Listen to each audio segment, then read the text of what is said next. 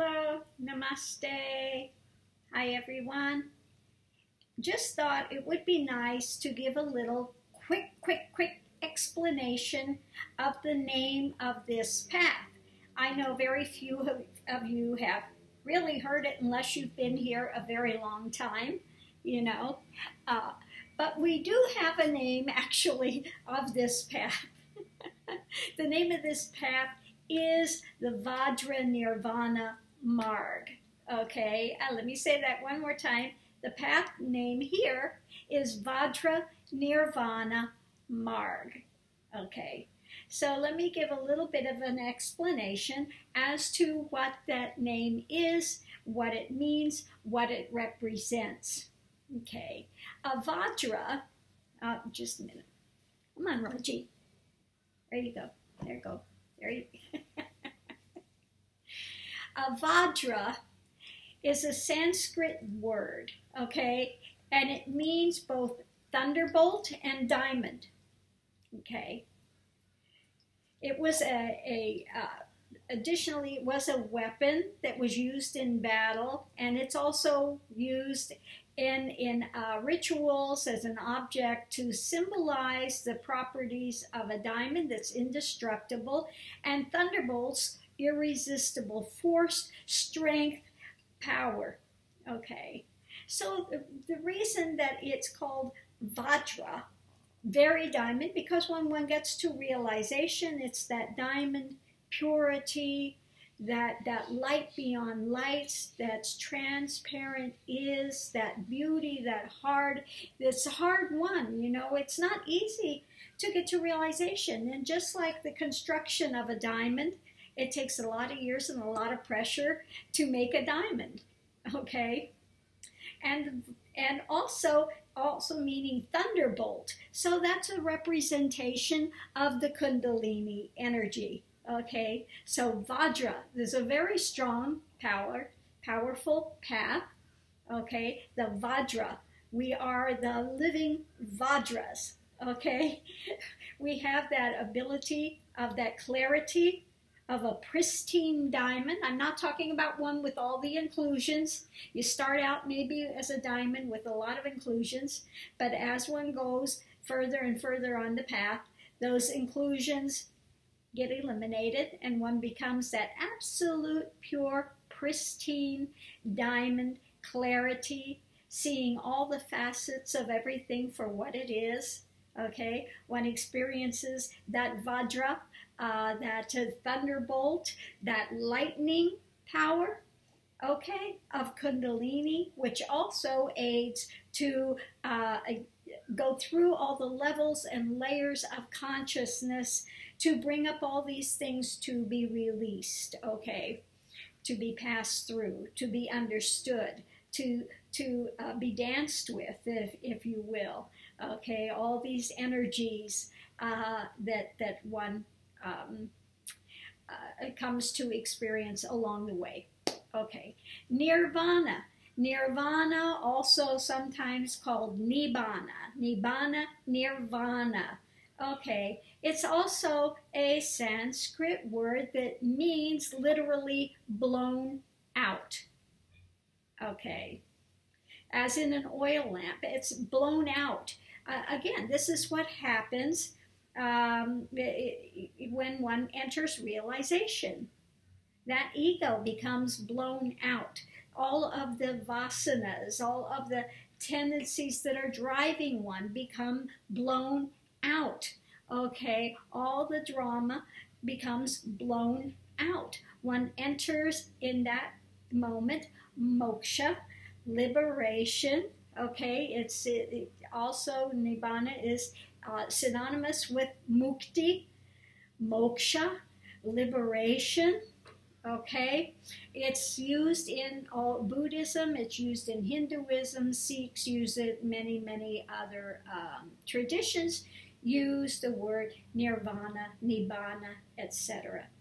Okay, so this is a thunderbolt, very strong, energetic, Kundalini path, okay, to that diamond wisdom, to that clarity, that purity, okay, of moksha, liberation, being blown out. Marg means, it's a Hindi word, it means road or path.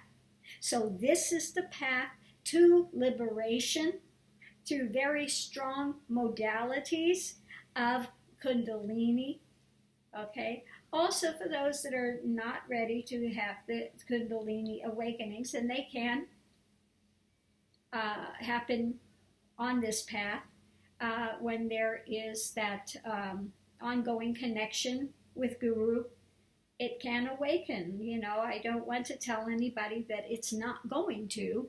It can, even without receiving Shaktipat, because there is a connection. Anytime you're doing any of the mantras, even the starting I am, that I am, the Om, that I am, because there's a connection here, one can have that exchange of energy that takes place, okay, there.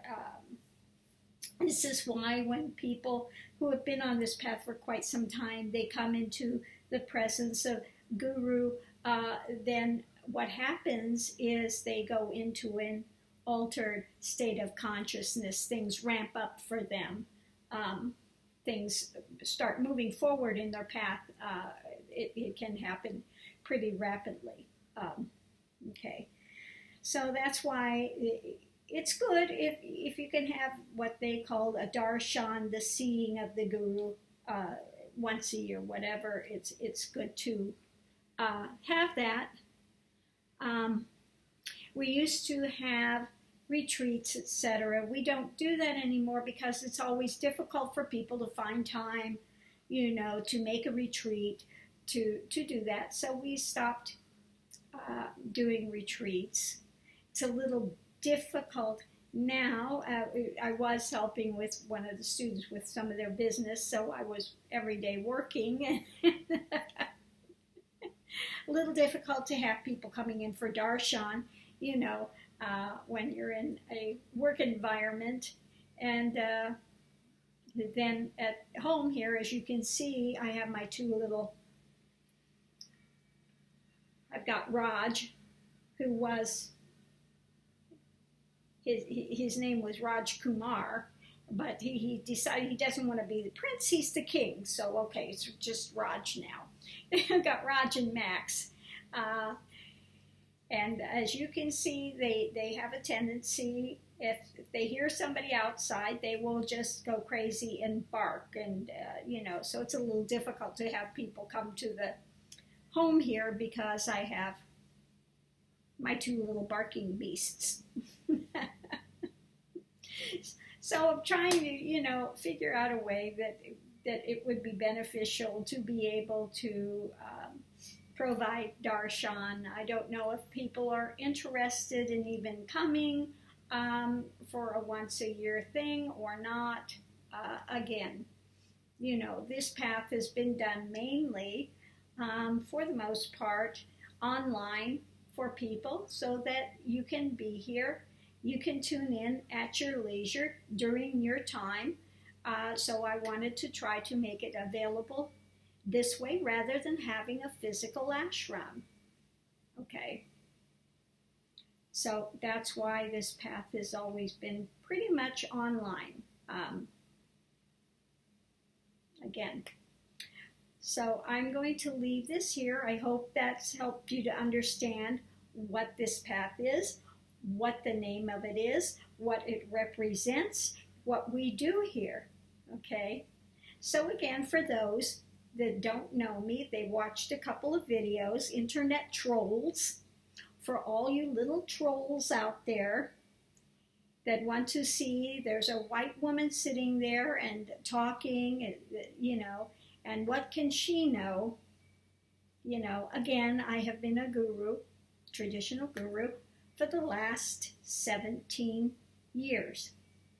I've done many, many, many, many, many lifetimes, okay, on the path to realization. You don't do it in one lifetime. It takes many lifetimes of continued going forward in your spiritual search. It's a very dedicated effort that has to take place. In this lifetime, I came in questioning came in, you know, and started in very heavy earnest in my teen years when Kundalini awoke. It completed at the age of 49 in 1999. And at that point, then I started to do the teaching once realization had taken place. Okay. So that is this path. And thank you for tuning in. And I hope that brought a little more light as to what this path is and what it's not, what the focus is and what it's not. Okay, thank you for tuning in. Have a wonderful day. Namaste.